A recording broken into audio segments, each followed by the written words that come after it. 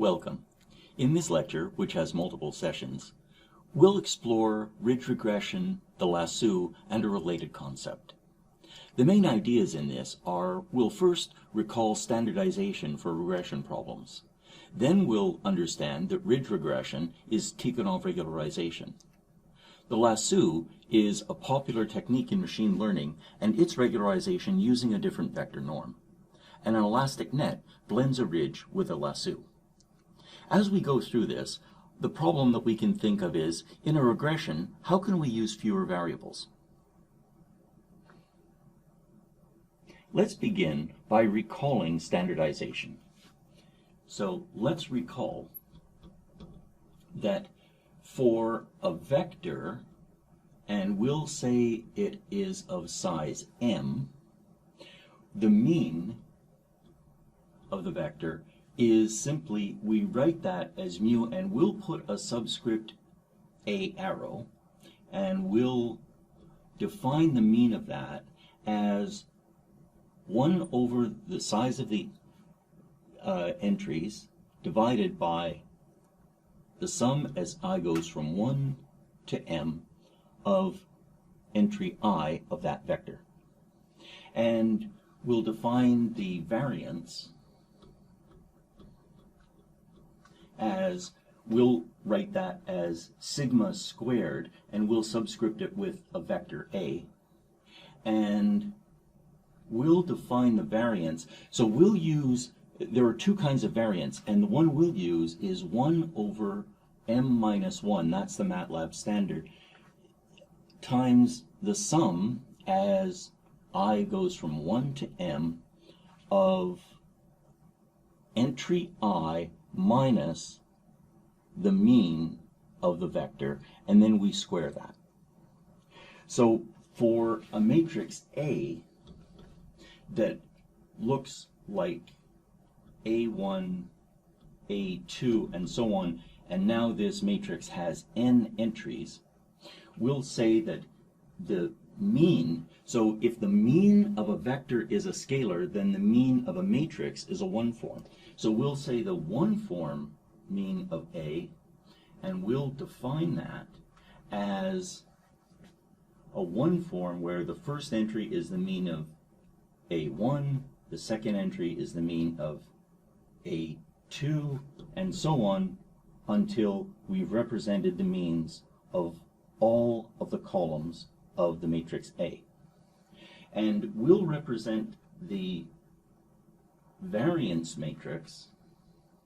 So it's important, when we're saying the variance matrix, we don't mean the variance covariance or the covariance matrix. We mean simply a diagonal matrix where the first diagonal entry is the variance of column A1, the second is the variance of column A2, and so on until we've represented all of the variances of all of the columns of A.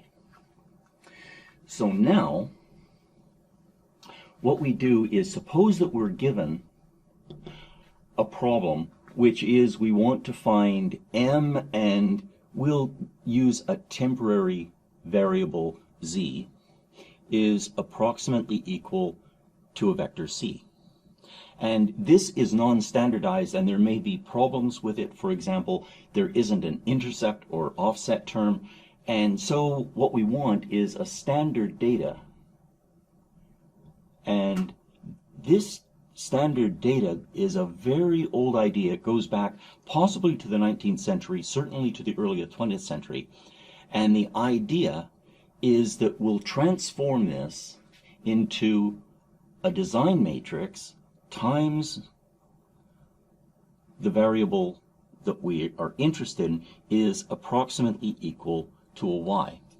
And the way we do that is, for, let's take the vector y first. So what we'll say that y